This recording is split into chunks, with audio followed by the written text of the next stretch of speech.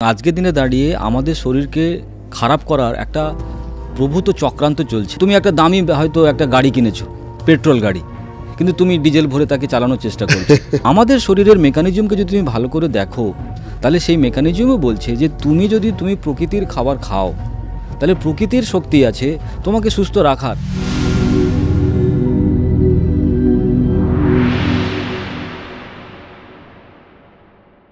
খাবারের মাধ্যমে বহু রোগ সারানো সম্ভব। তা আমি আপনাকে জিজ্ঞাসা করছি যে এই যে খাদ্যাভ্যাস বা খাদ্যের অভ্যাস, এটা দিয়ে কি সত্যি বহু রোগ বা ম্যাক্সিমাম রোগ প্রপারলি সারানো সম্ভব, এবং মেকানিজমটা কি তার জন্য? বেসিক্যালি যদি আমরা আমাদের শরীরটাকে দেখি, তাহলে আমাদের শরীরের মধ্যে যে ম্যানুফ্যাকচারিং সিস্টেম, মানে আমরা যেভাবে পৃথিবীতে এসেছি, যে বা যিনি আমাদেরকে বানিয়েছেন, একটা অসাধারণভাবে আমাদেরকে বানিয়েছেন। মানে আমাদের শরীরে এমন কিছু প্রবলেম হতেই পারে না, ম্যানুফ্যাকচারিং সিস্টেমটাই এমন। মানে আমাদের সিস্টেম যদি দেখা যায়, সেখানে প্রায় 79 অর্গান, ছোটো ছোটো অর্গান দিয়ে আমাদের শরীর তৈরি। এবং তার মধ্যে মেন কিছু অর্গান আছে, যেমন আমাদের ব্রেন, হার্ট, লাংস, কিডনি, ঠিক আছে, এরকম ধরনের কিছু বড় বড় অর্গান আছে। আমাদের শরীরের মধ্যে অটোমেটিক সিস্টেম আছে, খাওয়াকে কী করে হজম করা যাবে। যদি শরীরের মধ্যে কোনো ব্যাকটেরিয়া বা কোনো রকম ভাইরাস ডিস্টার্ব করে, সেটাকে অটোমেটিকভাবে শরীর কীভাবে মেকানিজম করে ঠিক করে নেবে, টেম্পারেচার বাড়িয়ে। বা আমাদের কেটে গেছে কোথাও, সেখান থেকে রক্ত হয়তো বেরোচ্ছে, কিন্তু 1 সেকেন্ডের পরে রক্তটা বন্ধ হয়ে যাচ্ছে। তার মানে কে করছে এটা? আমার শরীরের ভেতরে কিন্তু মেকানিজমটা আছে। মানে যদি আমি বলি, প্রায় 50টা মাল্টি স্পেশালিটি যে হসপিটালস, তার যে শক্তি, সেটা কিন্তু আমাদের শরীরের মধ্যে বিদ্যমান। মানে অতগুলো ডক্টর আমাদের শরীরে কিন্তু সবসময় কাজ করে যাচ্ছে, তারা রিপেয়ার করে যাচ্ছে, তারা আমাদের সমস্ত শরীরকে ঠিক করে যাচ্ছে। মানে যদি হার্টেও ব্লকেজ হয়ে যায় না, তাহলে সেই ব্লকেজটাকে কিন্তু আমার শরীর নিজেই ঠিক করে নিতে পারে, সেই মেকানিজমটা আছে। এবার এই যে শরীরটা কোনো দিন অসুস্থ হতেই পারে না। শরীরকে এমনভাবেই তৈরি করা হয়েছে, আর যদি হয়েও থাকে, শরীর তাকে নিজেকে ঠিক করে নিতে পারে। তার মানে আমাদের শরীর এমনভাবে তৈরি, তাতে যদি তুমি প্রচণ্ডভাবে তাকে ডিস্টার্ব না করার চেষ্টা করো, তাহলে সে কিন্তু কোনোভাবে ডিস্টার্ব হবে না। এবং আজকের দিনে দাঁড়িয়ে আমাদের শরীরকে খারাপ করার একটা প্রভূত চক্রান্ত চলছে। তার কারণ, এর পেছনে অনেক মানুষের ব্যবসা দাঁড়িয়ে আছে। কারণ তুমি যদি অসুস্থ না হও, তাহলে কিন্তু একটা শ্রেণীর বহুল ব্যবসা ধ্বংস হয়ে যেতে পারে। সুতরাং তোমাকে প্রত্যেকটা জায়গাতে অসুস্থ করার জন্য বা অসুস্থ হওয়ার জন্য তার কিন্তু পন্থা বা পরিবেশ তৈরি করা আছে। সুতরাং সেই জায়গা থেকে যদি একটা মানুষ জেনে যায় যে তার শরীর খারাপের কারণ কী, তাহলে তার এই যে ডেফিনিশন নিয়ে আমরা ভাবছি যে শুধুমাত্র এই ধরনের খাবার খেলেই ঠিক হয়ে যাবে, বা এই ধরনের খাবার না খেলে কি অসুস্থতা হবে, এটার কিন্তু কোনো প্রশ্ন থাকছে না। তখন তুমি যদি তোমার বডির মেকানিজমটাকে জেনে যাও, তাহলে কিন্তু তোমার শরীর খারাপ, তোমার শরীর না খারাপ। তার কারণ তুমি যদি দেখো, একটা গরু কি জেনে প্রোটিন খায়? একটা ছাগল কি কোথায় ফ্যাট আছে খুঁজে সে ফ্যাট খায়? না একটা মাছ কোথায় তার কার্বোহাইড্রেট পাওয়া যাবে সেটা সে খুঁজে খায়? সে তার খাবারটাই খায়। তার কারণ জন্মসূত্রে সে খাবার পেয়েছে, মাছ জন্মসূত্রে খাবার পেয়েছে, একটা গরু জন্মসূত্রে খাবার পেয়েছে, একটা পাখি জন্মসূত্রে খাবার পেয়েছে, একটা মানুষও জন্মসূত্রে খাবার পেয়েছে।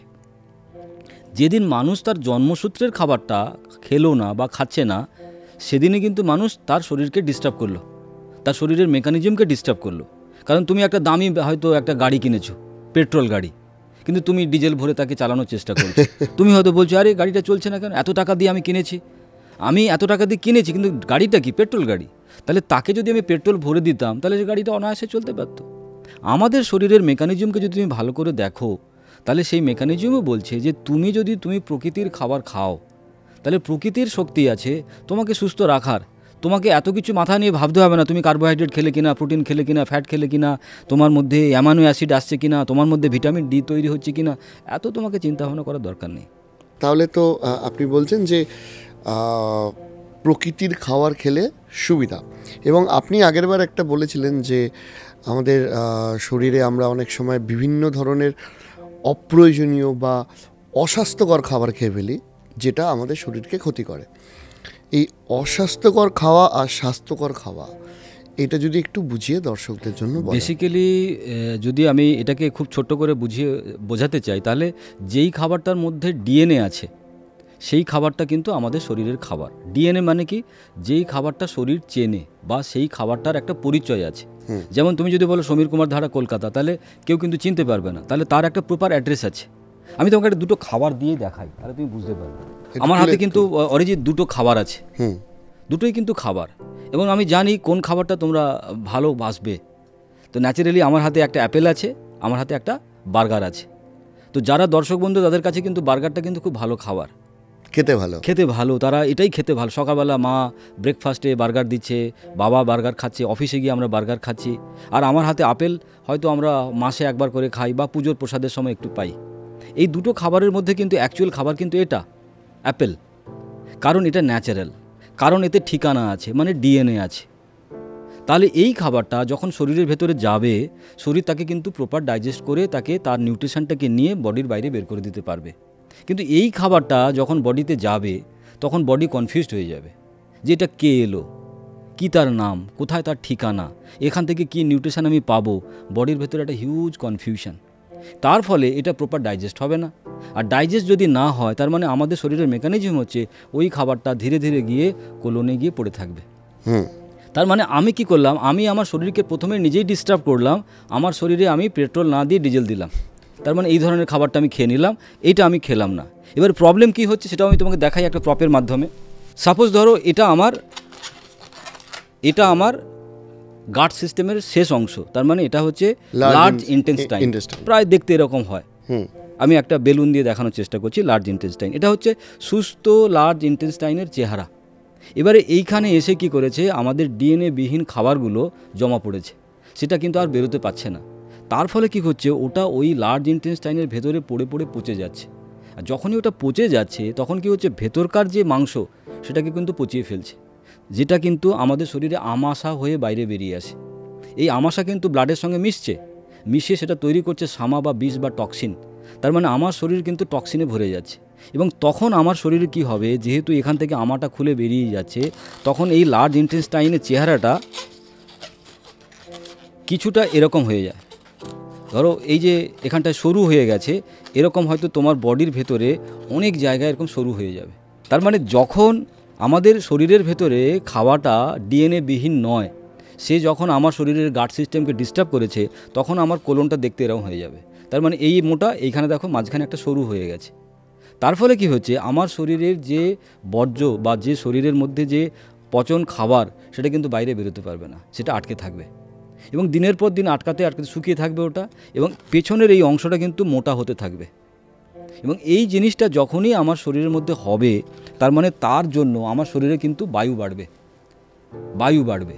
যদি তুমি ভাবো আমার শরীরটা একটা বেলুন, তার মানে যদি আমি আর একটা বেলুন দিয়ে দেখাতে পারি যে আমার শরীর নর্মাল ছিল, এরকম একটা বেলুনের মতো ছিল, কিন্তু যখন ওই খাবারটা ভেতরে পচে যাচ্ছে বা পড়ে থাকছে, তখন কি হচ্ছে, বায়ুটা বাড়ছে। বায়ু যখন বাড়ছে তখন কি হচ্ছে, তোমার শরীরে এভাবে প্রেশার চলে এসেছে। এবার এই প্রেশার এসে যদি তোমার হার্টে গিয়ে প্রেশার ক্রিয়েট করে, তুমি বলছো আমার হার্টের ব্লকেজ বা হার্টের প্রবলেম।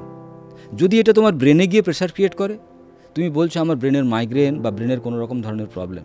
যদি তোমার গলাতে এসে কোনো প্রবলেম তৈরি করে, তুমি বলবে এটা থাইরয়েড। তোমার পেছনে যদি তোমার প্রেশার ক্রিয়েট করে, তুমি বলবে এটা স্পন্ডেলাইটিস। যদি এটা হাঁটুতে গিয়ে প্রেশার ক্রিয়েট করে, তুমি বলবে এটা আর্থারাইটিস। তার মানে প্রবলেমটা কি, আমার শরীরের যে পচে থাকা খাওয়া সেটা কোলন দিয়ে বাইরে বেরোতে পারছে না, সেটা আমার শরীরে প্রেশার ক্রিয়েট করেছে বিভিন্ন অর্গানে।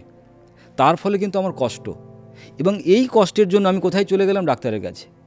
কি করতে, ওই কষ্টের লাঘব ঘটাতে। তার মানে প্রবলেমটা ছিল কোথায়, প্রবলেমটা ছিল আমার অতিরিক্ত বায়ু বেড়ে গিয়ে শরীরের অর্গানকে প্রেশার ক্রিয়েট করছে। যদি বায়ুটাকে এভাবে রিলিজ করে দেওয়া যেত, তাহলে আমাদের অর্গানরা কিন্তু আবার আগের জায়গায় চলে আসতে পারত। তার মানে আমার বডি রিল্যাক্স মানে আমার শরীর থেকে যে প্রবলেমটা হচ্ছিল মাইগ্রেনের, আমার শরীরে থাইরয়েডের যে প্রবলেমটা হচ্ছিল বা স্পন্ডেলাইটিসের যে প্রবলেমটা হচ্ছিল, সেই প্রবলেমটা কিন্তু রিল্যাক্স হয়ে যাবে।